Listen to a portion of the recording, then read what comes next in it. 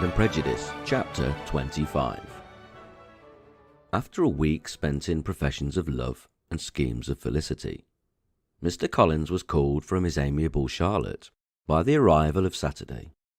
The pain of separation, however, might be alleviated on his side by preparations for the reception of his bride, as he had reason to hope that shortly after his next return into Hertfordshire, the day would be fixed that was to make him the happiest of men. He took leave of his relations at Longbourn with as much solemnity as before, wished his fair cousin's health and happiness again, and promised their father another letter of thanks.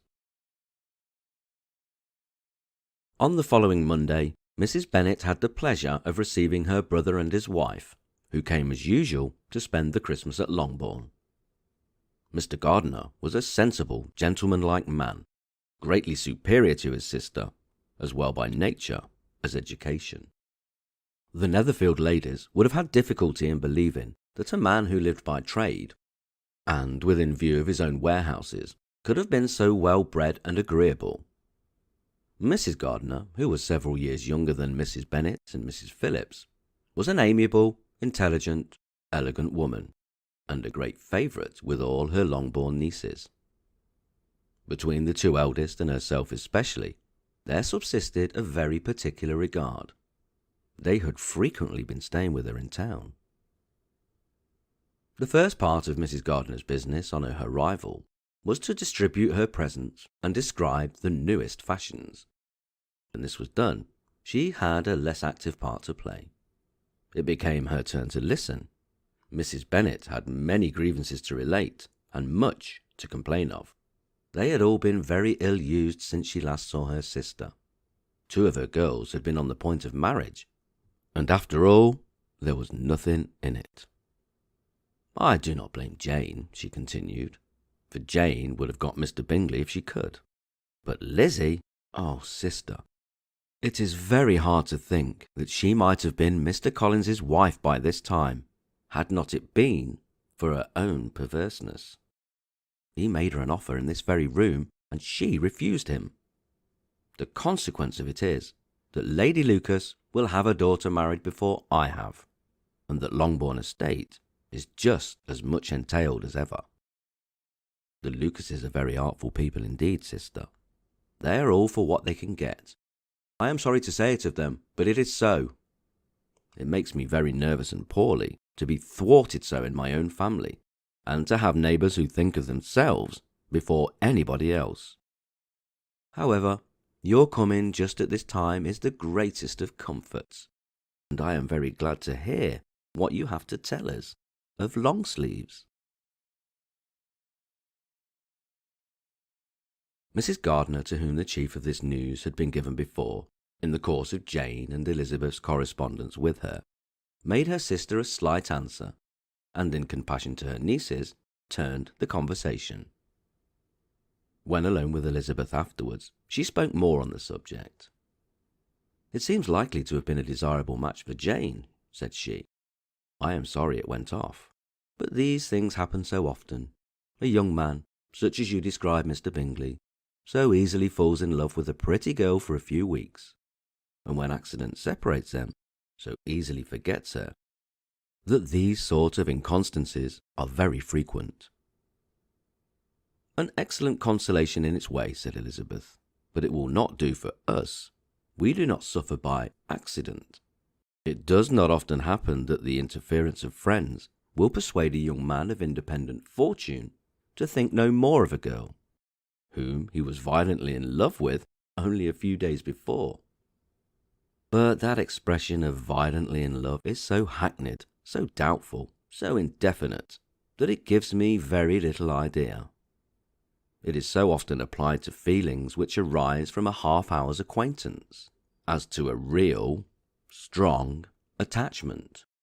Pray, how violent was Mr. Bingley's love? I never saw a more promising inclination. He was growing quite inattentive to other people, and wholly engrossed by her. Every time they met, it was more decided and remarkable. At his own ball, he offended 2 or 3 young ladies by not asking them to dance, and I spoke to him twice myself, without receiving an answer. Could there be finer symptoms? Is not general incivility the very essence of love? Oh yes, of that kind of love which I suppose him to have felt. Poor Jane, I am sorry for her, because with her disposition, she may not get over it immediately. It had better have happened to you, Lizzie. You would have laughed yourself out of it sooner. But do you think she would be prevailed on to go back with us? Change of scene might be of service, and perhaps a little relief from home may be as useful as anything. Elizabeth was exceedingly pleased with this proposal, and felt persuaded of her sister's ready acquiescence. I hope, added Mrs. Gardiner, that no consideration with regard to this young man will influence her. We live in so different a part of town. All our connections are so different, and, as you well know, we go out so little, that it is very improbable they should meet at all, unless he really comes to see her. And that is quite impossible, for he is now in the custody of his friend, and Mr. Darcy would no more suffer him to call on Jane in such a part of London. My dear aunt, how could you think of it? Mr. Darcy may perhaps have heard of such a place as Gracechurch Street, but he would hardly think a month's ablution enough to cleanse him from its impurities. Were he once to enter it, and depend upon it, Mr. Bingley never stirs without him. So much the better. I hope they will not meet at all. But does not Jane correspond with the sister? She will not be able to help calling. She will drop the acquaintance entirely. But in spite of the certainty in which Elizabeth affected to place this point, as well as the still more interesting one of Bingley's being withheld from seeing Jane, she felt a solicitude on the subject which convinced her, on examination, that she did not consider it entirely hopeless.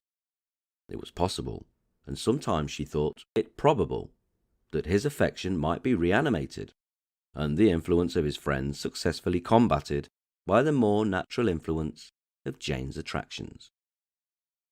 Miss Bennet accepted her aunt's invitation with pleasure, and the Bingleys were no otherwise in her thoughts at the time than as she hoped that by Caroline not living in the same house with her brother, she might occasionally spend a morning with her, without any danger of seeing him. The Gardiners stayed a week at Longbourn, and what with the Phillipses, the Lucases, and the officers, there was not a day without its engagement.